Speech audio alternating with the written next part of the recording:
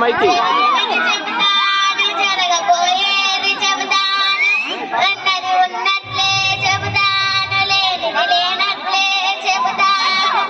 విజయవాడ కనకదుర్గమ్మ సోదమ్మ ఇటురా కూర్చో.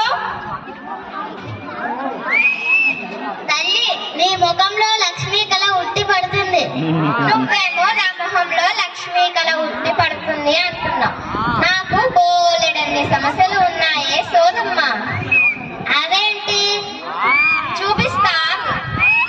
శాస్త్రాలు విట్రా కూర్చో. చూడమ్మా, ఇది 5వ తరగతి చదివింది, 6వ తరగతి చదవనంటుంది, నా మాట వినదు.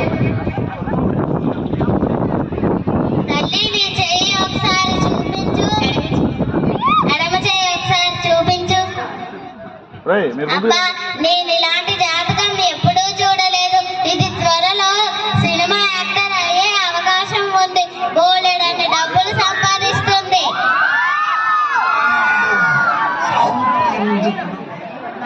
కానీ దీని చేతి రేఖలో ఒక దోషం ఉంది. అదేంటి తల్లి? నువ్వే ఎలాగైనా అది తొలగించాలి.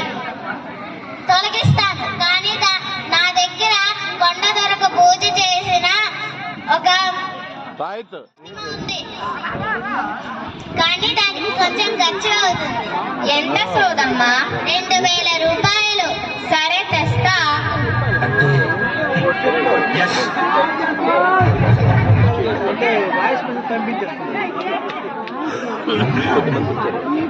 అబ్బా, ఈ రోజు ఎవరి ముఖం చూసాను కానీ భలే బేరమే దక్కింది.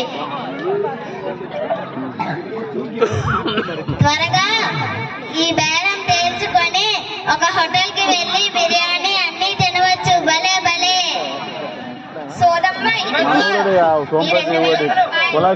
కొరిలేషన్తో సోషల్ మేడం చెప్పిన మొత్తం కలిపి డీజేతో డీజే 30. ఈ ప్రతిమ దేవుడి మందిరంలో ఉంచు. సరే, ఇక సెలవు. చేర్లు ఇచ్చాడు.